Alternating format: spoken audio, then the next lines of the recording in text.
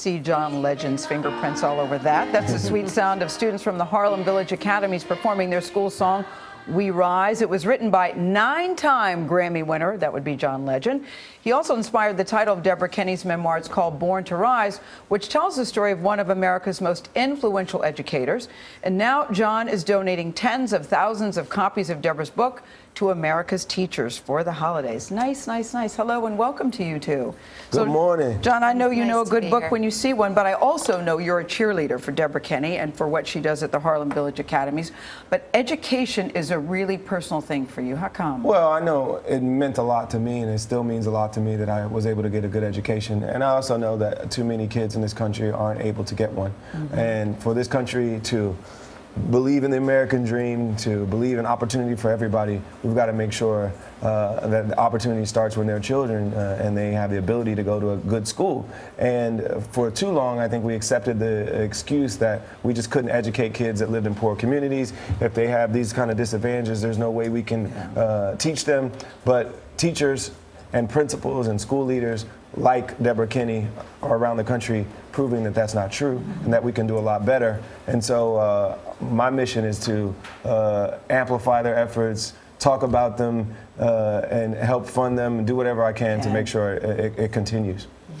You talk about teachers, and rock star teachers are made. You can become a rock star teacher. That's right. You're not born that way. That's right. You know, we, I think around the country, talk a lot about evaluating teachers, but what we really have to focus on is supporting and developing teachers. It takes a lot of practice, and it takes a lot of time and mentoring and co-planning lessons, analyzing your lessons, deconstructing what happened, figuring out how to do it better next time. Teachers need a lot of support in order to really master the craft. And so I think that there's really a responsibility we have to take as school principals and as school leaders to create a school environment that gives a lot of time, a lot of support, and the colleagues collaborating together. And when teachers work in teams and are given that support, then they can truly become rock star teachers.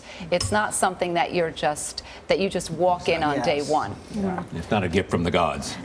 Deborah, we look at the papers this morning, and there's another headline about how U.S. students lag behind in math and science in other students around the globe.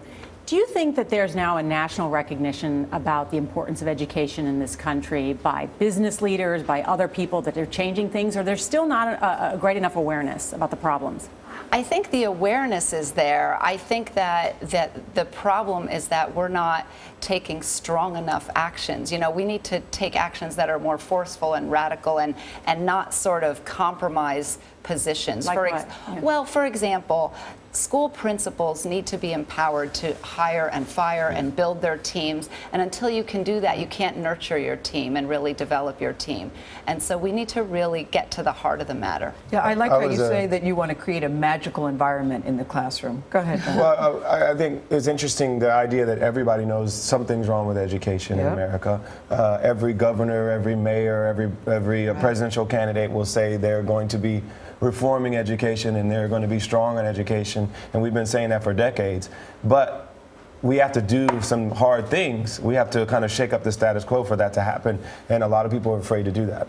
Changing to music for a moment, when do you get back on tour? I go back on tour in the summer. I have an album coming in the spring. I'm almost done mixing it. Done recording it, and we're mixing it now. I've heard you say that it's going to be the best thing you've ever done, that you had to cancel the tour because you were working so hard on this album. But every artist always says their next album's going to be the best album, but we really feel it. And he's a perfectionist. He has very high standards. Yes. And I'm working with Kanye on it, and he's a perfectionist as well, and so trying to kind of come together and make it work. And dare I say, you're planning a wedding too to the lovely Chrissy, who I have to say is on fire on Twitter. Yes, she's hilarious. She's smart. Yes. She can sometimes be a little raunchy, and sometimes she talks about you, John Legend. Yes, she does. How do you feel about that? Oh, it's fun. She's really good on Twitter. Everywhere I go. Look at there's a baby picture of you. She put that up and she just said, "I mean." Oh, how cute is he? Everywhere you go, what? Go ahead. Everywhere I go, people tell me how much they love my songs and how much they love my fiance on Twitter. So. Oh, that's nice. That's Not a bad nice. thing. Well, we're looking forward to the new album and glad so many teachers can get a copy. And of you the have book. your announcement to make. Yeah, absolutely. So we're giving this book away to teachers this holiday season. They can You go are to giving it away, yes. borntorisebook.com. Yes. Borntorisebook.com. Thank you very much. Good Thank to you see very much. Legend. Thank you.